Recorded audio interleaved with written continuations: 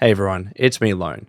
You all seem to enjoy my very first Fallout 4 Hidden Details video, so here is another. I intend to continue this series and I do hope you enjoyed this video as well. Please like and subscribe. Let's get into it.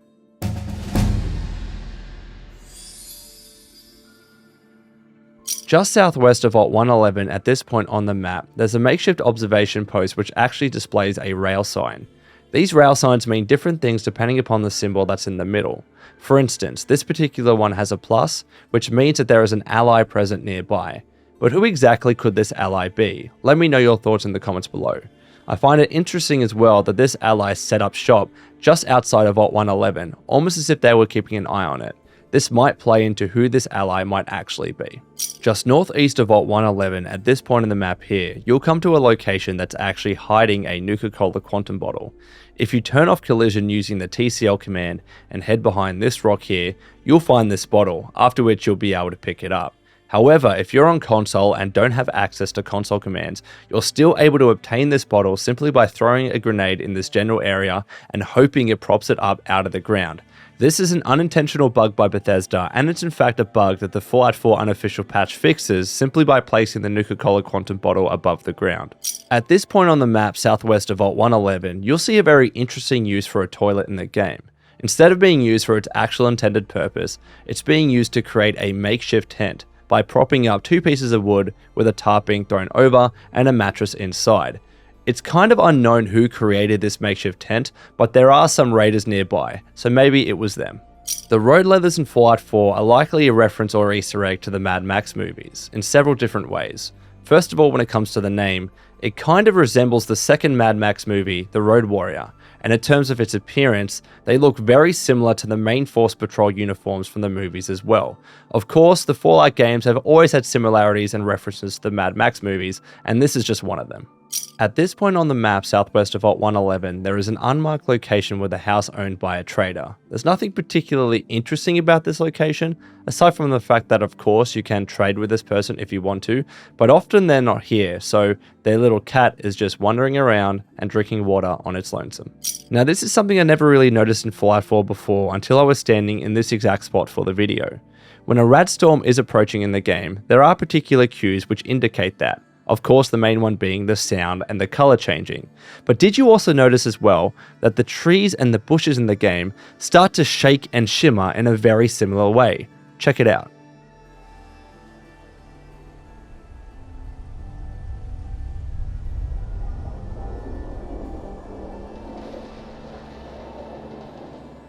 When you exit Vault 111, head to Sanctuary and discover the location for the first time, a very familiar tune will play. This of course is by the Ink Spots, and it's their opening riff that features heavily in their songs, including I Don't Want to Set the World on Fire, We'll Meet Again, and Maybe. However, the specific song that plays when you enter Sanctuary is actually the track It's All Over But the Crying. Check it out.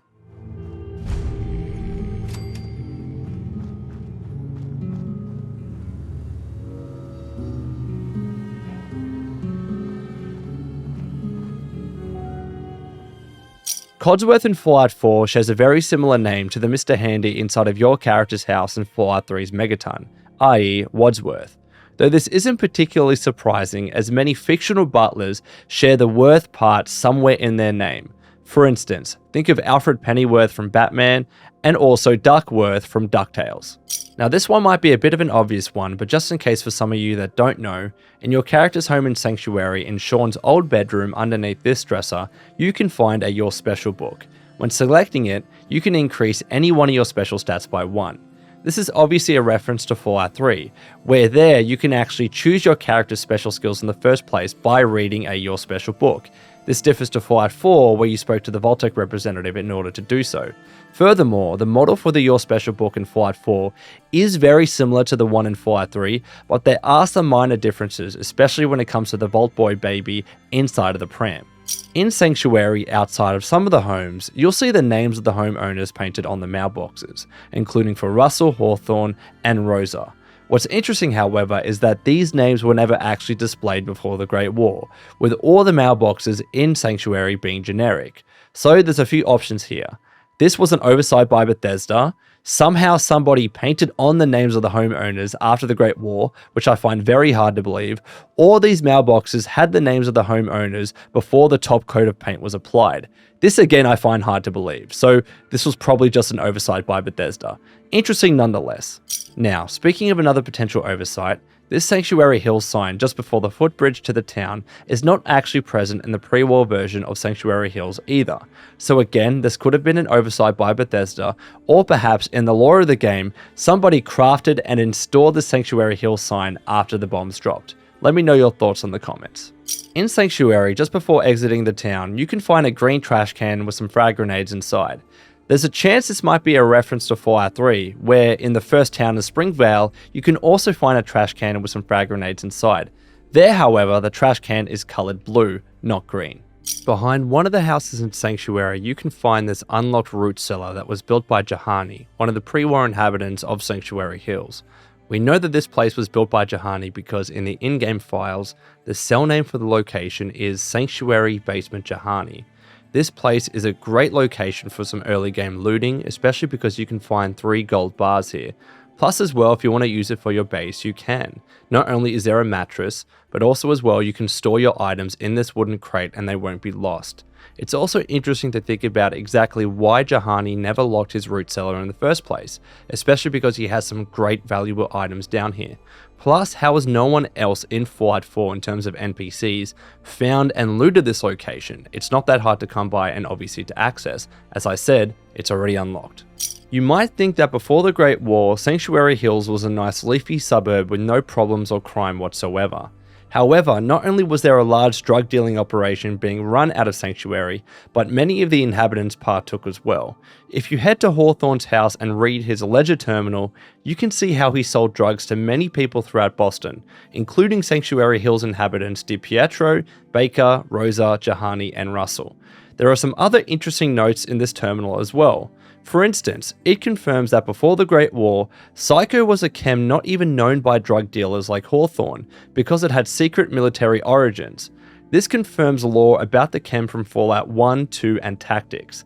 Interestingly, the guy who knew about Psycho was Jahani, the same one who built the root cellar in Sanctuary. How did Jahani find out about Psycho? Did he have connections to the army as well? Is that also why he built the root cellar, to prepare for the inevitable Great War? One of the more annoying things about the Red Rocket location in Fallout 4 is that once the mole rats attack you and Dogmeat, they emerge out of the ground and leave behind some holes. This can be frustrating as once these holes appear, there's a strong chance they won't despawn, which can be a bit unsightly if you want to build a settlement here. However, there are some ways around this. For instance, when you arrive at the location and recruit Dogmeat, immediately fast travel to Sanctuary, stand around for 60 seconds, fast travel back, and boom, the mole rats will simply never spawn in the first place. Then you can safely open the workshop and start building. So you may think that the incredibly high price of coolant at the Red Rocket station of $113.99 per gallon is indicative of the very high inflation rate in the Fallout universe. However, there's a fair bit of evidence to suggest that inflation in the Fallout universe is not actually that high. For instance, let's say a comic book today costs $5. If inflation was about 3.31% for 54 years, that would make that comic book cost around $29 in the year 2077, i.e. the year of the Great War. This is in fact the exact same price as a copy of Astoundingly Awesome Tales in Fallout, which costs $29. Taking another example, let's say a coffee and a donut costs $4. If inflation was about 3.8% for 54 years, that would make that combo cost around $30 in the year 2077, which again is the same price as a coffee and a jelly donut from Slockham's Joe in Fallout. Considering that the current real-life US inflation rate is around 6%, and until 2021 it had averaged around 3.8%, the Fallout universe's inflation rate is not actually that high at all. In fact, it's bang on. So, the incredibly high price of coolant in Fallout 4 can't just be attributed to inflation. There must be something else going on. Maybe prices were driven upwards due to the resource wars.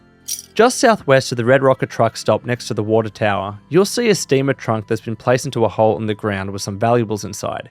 However, this hole kind of resembles a grave, so it does make me think, was there a dead body in there first that was dug up in order to make room for the steamer trunk? Or is the visual similarity to a grave simply a coincidence? Speaking of a mysterious stranger or perhaps ally that's been keeping an eye on things, next to the Red Rocket station you can see a chair that's been set up to look right at the location. Furthermore, next to the chair, inside of this tire, you could see an ammo box with some ammo inside. This begs the question, who was this person and why were they looking at the Red Rocket station? Was this also the same person that set up shop next to Vault 111 and potentially drew the rail sign? In Fallout 4 you find skeletons in the world everywhere, however what you don't find as often are corpses of humans where the body has yet to deteriorate at all, indicating the death has been much more recent. Unfortunately, this is something that you can encounter just northeast of Sanctuary at a raider outpost. There, a lone raider with his dog can be encountered, and once you kill them both and head to the outpost, you can find the corpse of a female laying on the mattress wearing military fatigues. This woman does not have a name and is simply labelled corpse. Who knows why this raider did what he did to this poor woman. Speaking of skeletons, the placement of them throughout the world of Boston can indicate a clear picture of how those people died, and for many of them, it's likely meant to suggest how they died when the bombs dropped during the Great War.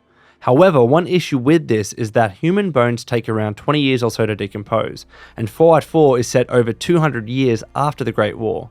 Yes, in dry climates, skeletons can take hundreds of years to decompose, but the Boston area certainly is not such a climate. We see it rain in the game all the time. So either we say that most of these skeletons are actually of humans who didn't die at the time of the Great War, but much more recently, or we chalk it up to this simply being a video game, not trying to be super realistic. What do you think? With this woman by the water near Sanctuary for instance, was she relaxing and fishing when the bombs dropped, leading to her death? Or did someone execute her more recently as she was doing so? Northeast of Sanctuary by the water, you can find an underwater chest hidden out of plain sight. Once you encounter this shipwrecked boat with skeletons nearby, head into the water towards this direction, and soon you'll find another boat with a locked steamer trunk inside. Pick the lock using a bobby pin and enjoy some of this great early game loot inside. Now nearby the underwater chest, you may hear some gunshots in the distance. This usually isn't something out of the ordinary for a Fallout game, but what's cool about this encounter is that the shots are coming from a scavenger who's doing some target practice against Nuka-Cola bottles. She'll repeat the same routine until you walk nearby her, at which point she'll tell you to back off as she found this place first, indicating she didn't actually create the targets in the first place, but more stumbled by them.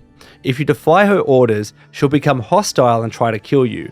Once she's disposed of, you can even see the bucket on the table which she used to store the Nuka-Cola bottles for the targets, with one of them even being a Nuka-Cola cherry. After that, you can try out the targets for yourself. A nice little touch. And for the last detail of this video, something a little bit more somber. Just southeast of Sanctuary, you'll find a machine that was being used to vacuum water out of the lake. Slumped against the tank is the skeleton of the vacuum pump's operator, who, unfortunately, looks like he took his own life with the .44 pistol beside him. If we assume that this guy died at the time of the Great War, he likely would have done this as the bomb was approaching in order to end his life more quickly. This person, however, did leave a special gift behind that you can find. If you try to open the lid of the yellow machine, it will say it's vacuum sealed shut. Following the pipe down to the lake and flipping the circuit breaker will turn off the vacuum, and once you open the lid again, 3 cap stashes will pop out. Thank you for the gift, sweet prince. Alrighty Waystanders, that's all from me. I hope you enjoyed this video. In the next episode, we head into the city of Concord. I hope I can see you then. Until next time, this has been Lone. Please take care of yourselves, and would you kindly keep fighting the good fight.